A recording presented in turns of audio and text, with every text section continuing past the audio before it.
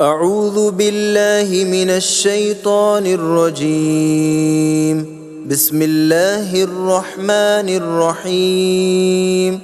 الحمد لله الذي أنزل على عبده الكتاب ولم يجعل له عوجا قيما لينذر بأسا شديدا من لدنه ويبشر المؤمنين الذين يعملون الصالحات أن لهم أجرا حسنا ماكثين فيه أبدا وينذر الذين قالوا اتخذ الله ولدا ما لهم به من علم ولا لآبائهم كبرت كلمة تخرج من أفواههم إن يقولون إلا كذبا فلعلك باخع نفسك على آثارهم إن لم يؤمنوا بهذا الحديث أسفا إنا جعلنا ما على الأرض زينة لها لنبلوهم أيهم أحسن عملا وإنا لجاعلون ما عليها صعيدا جرزا أم حسبت أن أصحاب الكهف والرقيم كانوا من آياتنا عجبا إذ أوى الفتية إلى الكهف فقالوا ربنا آتنا من لدنك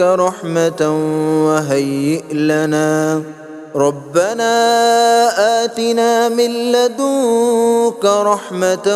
وهيئ لنا من أمرنا رشدا فضربنا على آذانهم في الكهف سنين عددا ثم بعثناهم لنعلم أي الحزبين أحصى لما لبثوا أمدا نحن نقص عليك نبأهم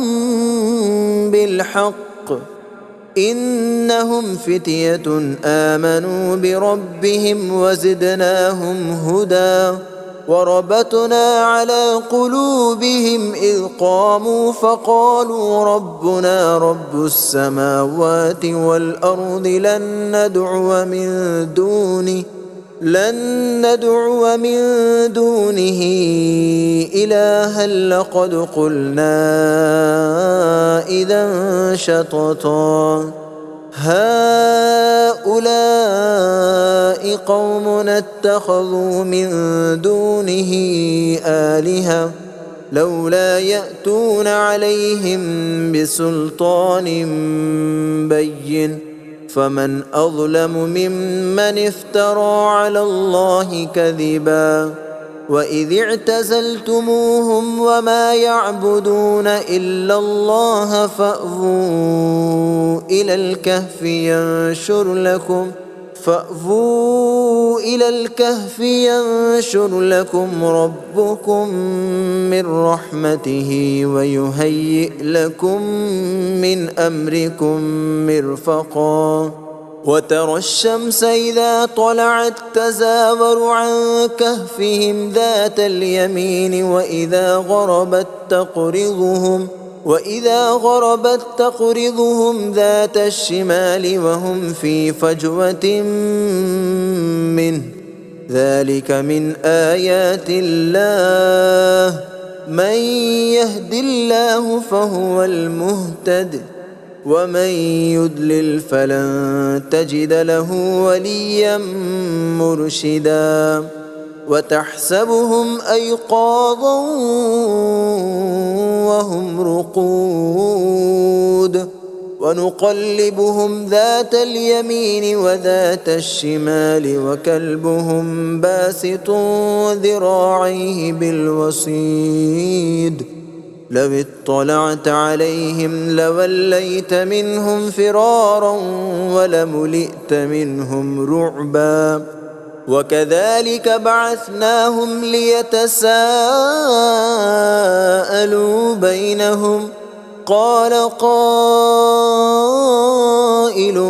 منهم كم لبثتم قالوا لبثنا يوما أو بعض يوم قالوا ربكم أعلم بما لبثتم فابعثوا أحدكم بورقكم هذه إلى المدينة فلينظر أيها أزكى طعاما فليأتكم برزق منه وليتلطف ولا يشعرن بكم أحدا إنهم إن يظهروا عليكم يرجموكم أو يعيدوكم في ملتهم ولن تفلحوا إذا أبدا وكذلك أعثرنا عليهم ليعلموا أن وعد الله حق وأن الساعة لا ريب فيها إذ يتنازعون بينهم أمرهم فقالوا ابنوا عليهم بنيانا ربهم أعلم بهم قال الذين غلبوا على أمرهم لنتخذن عليهم مسجدا سيقولون ثلاثة رابعهم كلبهم ويقولون خمسة سادسهم كلبهم رجما بالغيب ويقولون سبعة وثامنهم كلبهم قل ربي أعلم بعدتهم ما يعلمهم إلا قليل فلا تمار فيهم إلا مراء ظاهرا ولا تستفت فيهم منهم أحدا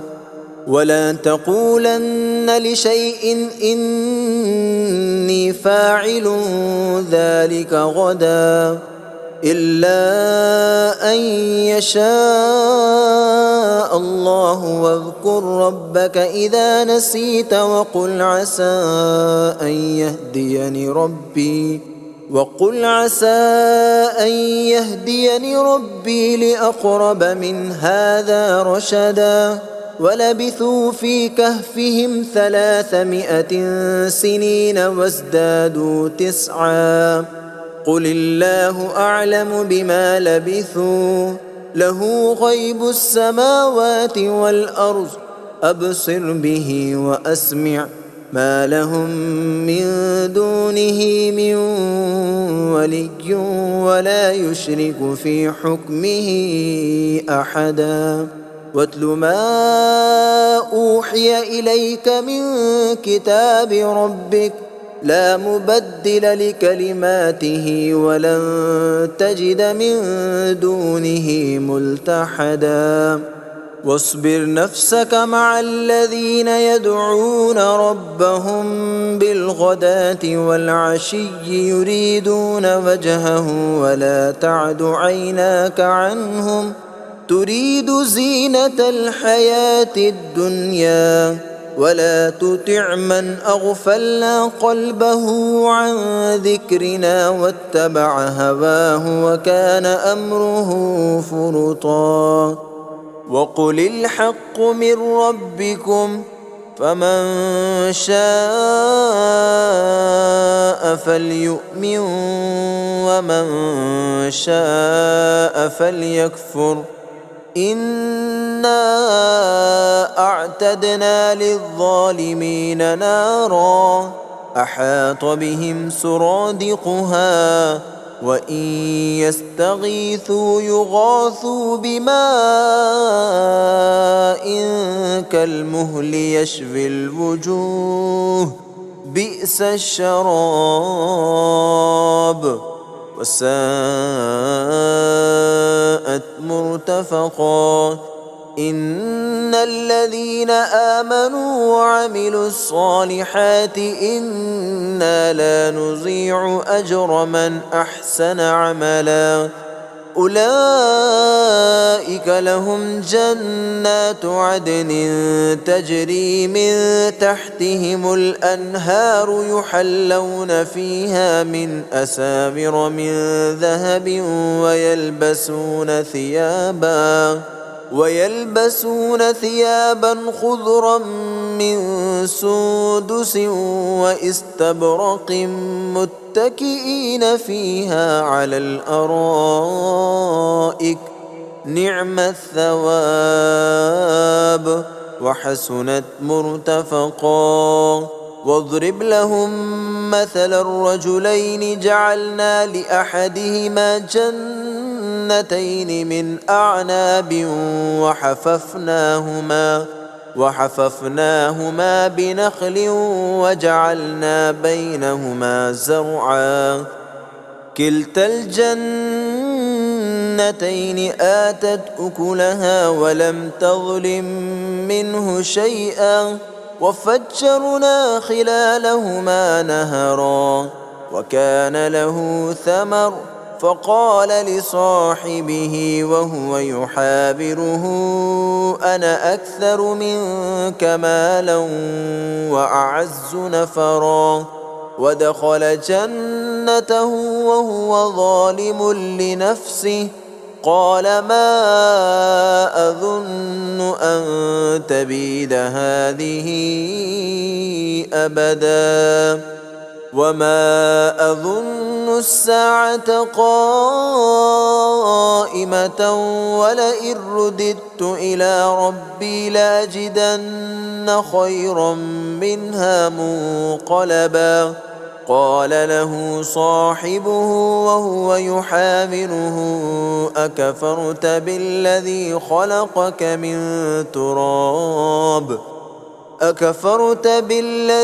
خلقك من تراب ثم من نطفة ثم سواك رجلا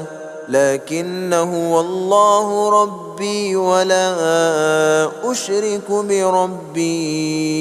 أحدا ولولا إذ دخلت جنتك قلت ما شاء الله لا قوة إلا بالله إن ترني أنا أقل منك مالا وولدا فعسى ربي أن يؤتيني خيرا من جنتك ويرسل عليها حسبانا من السماء فتصبح صعيدا زلقا أو يصبح ماؤها غورا فلن تستطيع له طلبا وأحيط بثمره فأصبح يقلب كفيه على ما أنفق فيها وهي خاوية على عروشها ويقول يا ليتني لم أشرك بربي أحدا ولم تكن له فئة ينصرونه من دون الله وما كان منتصرا هنالك الولاية لله الحق هو خير ثوابا وخير عقبا واضرب لهم مثل الحياة الدنيا كماء إن أنزلناه من السماء فاختلط به نبات الأرض فأصبح هشيما تذروه الرياح وكان الله على كل شيء مقتدرا المال والبنون زينة الحياة الدنيا والباقيات الصالحات خير عند ربك ثوابا وخير أملا ويوم نسير الجبال وترى الأرض بارزة وحشرناهم فلم نغادر منهم أحدا وعرضوا على ربك صفا لقد جئتمونا كما خلقناكم أول مرة بل زعمتم أن لن نجعل لكم موعدا ووضع الكتاب فترى المجرمين مشفقين مما فيه ويقولون يا ويلتنا ما لهذا الكتاب لا يغادر صغيرة ولا كبيرة إلا أحصاها ووجدوا ما عملوا حاضرا ولا يظلم ربك أحدا وإذ قلنا للملائكة اسجدوا لآدم فسجدوا إلا إبليس كان من الجن ففسق عن أمر ربه أفتتخذونه وذريته أولياء من دوني وهم لكم عدو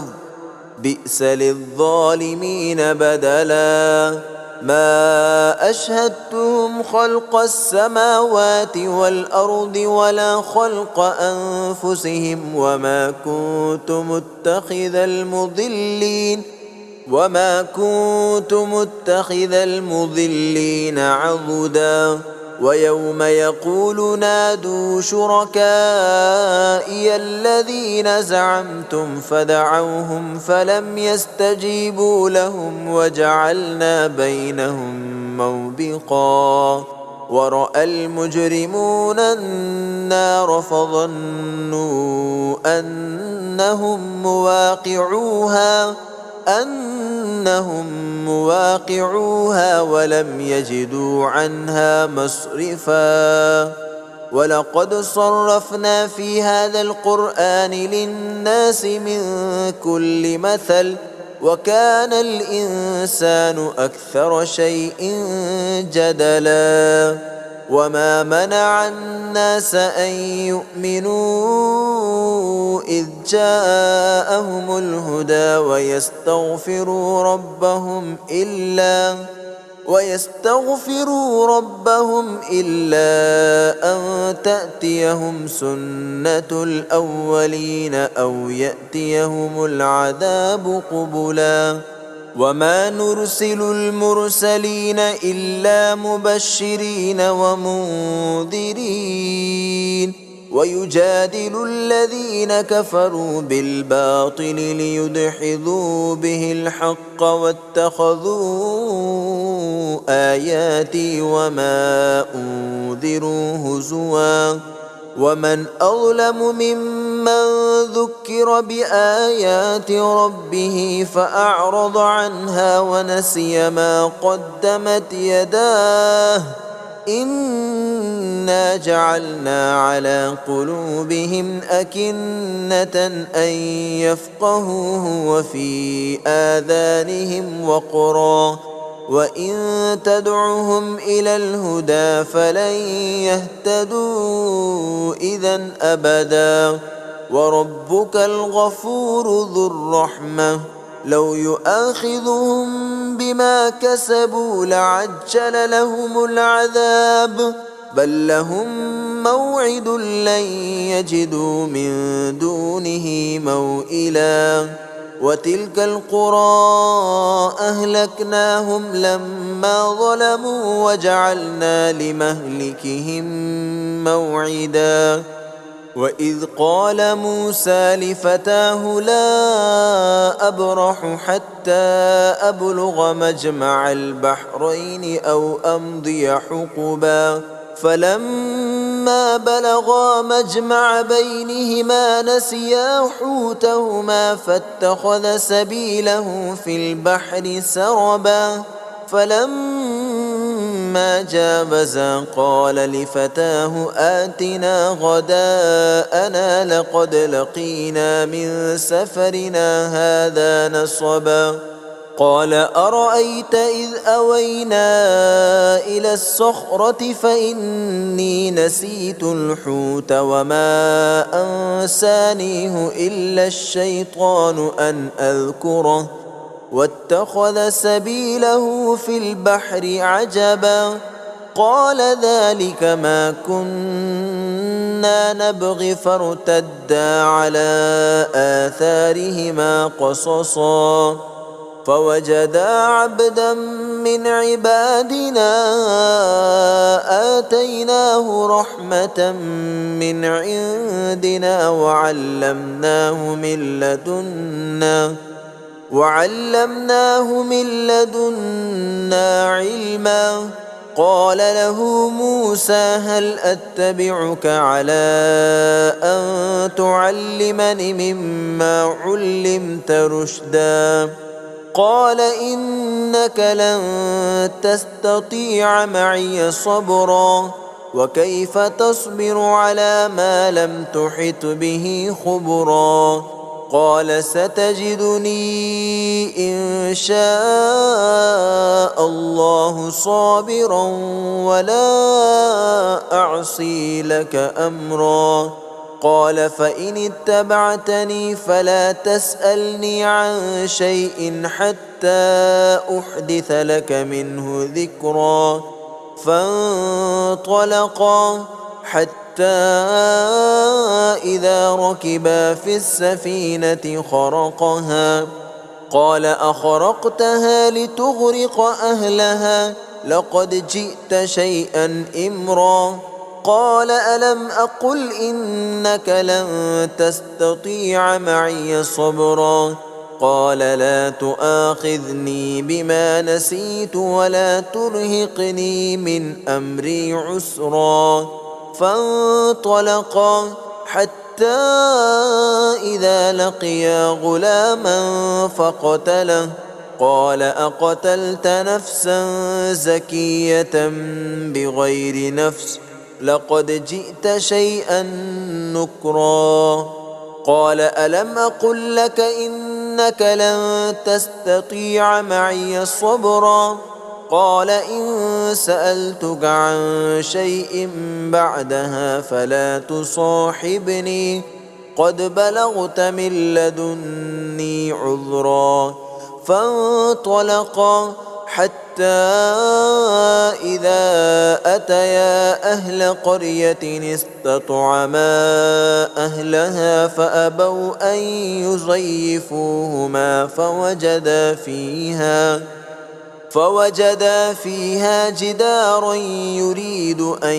ينقض فأقامه قال لو شئت لاتخذت عليه أجرا قال هذا فراق بيني وبينك سأنبئك بتأويل ما لم تستطع عليه صبرا أما السفينة فكانت لمساكين يعملون في البحر فأردت أن أعيبها وكان وراءهم ملك يأخذ كل سفينة غصبا وأما الغلام فكان أبواه مؤمنين فخشينا أن يرهقهما طغيانا وكفرا فأردنا أن يبدلهما ربهما خيرا منه زكاة وأقرب رحما وأما الجدار فكان لغلامين يتيمين في المدينة وكان تحته كنز لهما وكان أبوهما صالحا فأراد ربك أن يبلغا أشدهما ويستخرجا كنزهما رحمة من ربك وما فعلته عن أمري ذلك تأويل ما لم تستطع عليه صبرا ويسألونك عن ذي القرنين قل سأتلو عليكم منه ذكرا إنا مكنا له في الأرض وآتيناه من كل شيء سببا فأتبع سببا حتى إذا بلغ مغرب الشمس وجدها تغرب في عين حمئة ووجد عندها قوما قلنا يا ذا القرنين إما أن تعذب وإما أن تتخذ فيهم حسنا قال أما من ظلم فسوف نعذبه ثم يرد إلى ربه فيعذبه عذابا نكرا وأما من آمن وعمل صالحا فله جزاء الحسنى وسنقول له من أمرنا يسرا ثم أتبع سببا حتى إذا بلغ مطلع الشمس وجدها تطلع على قوم لم نجعل لهم من دونها سترا كذلك وقد أحطنا بما لديه خبرا ثم أتبع سببا حتى إذا بلغ بين السدين وجد من دونهما قوما لا يكادون يفقهون قولا قالوا يا ذا القرنين إن يأجوج ومأجوج مفسدون في الأرض فهل نجعل لك خرجا على أن تجعل بيننا وبينهم سدا قال ما مكني فيه ربي خير فأعينوني بقوة أجعل بينكم وبينهم ردما آتوني زبر الحديد حتى إذا ساوى بين الصدفين قال انفخوا حتى إذا جعله نارا قال آتوني أفرغ عليه قطرا فما استطاعوا أن يظهروه وما استطاعوا له نقبا قال هذا رحمة من ربي فإذا جاء وعد ربي جعله دكا وكان وعد ربي حقا وتركنا بعضهم يومئذ يموج في بعض ونفخ في الصور فجمعناهم جمعا وعرضنا جهنم يومئذ للكافرين عرضا الذين كانت أعينهم في غطاء عن ذكري وكانوا لا يستطيعون سمعا أفحسب الذين كفروا أن يتخذوا عبادي من دوني أولياء إنا أعتدنا جهنم للكافرين نزلا قل هل ننبئكم بالأخسرين أعمالا الذين ضل سعيهم في الحياة الدنيا وهم يحسبون أنهم يحسنون صنعا أولئك الذين كفروا بآيات ربهم ولقائه فحبطت أعمالهم فلا نقيم لهم يوم القيامة وزنا ذلك جزاؤهم جهنم بما كفروا واتخذوا آياتي ورسلي هزوا إن الذين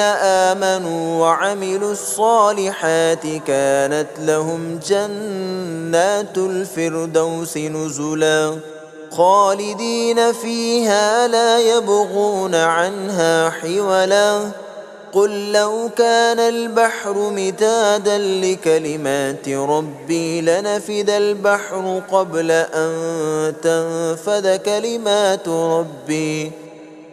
أن تنفد كلمات ربي ولو جئنا بمثله مددا قل إنما أنا بشر مثلكم يوحى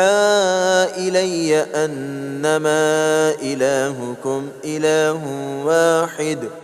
فمن كان يرجو لقاء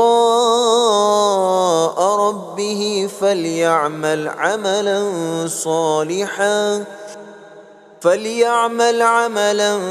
صالحا ولا يشرك بعبادة ربه أحدا.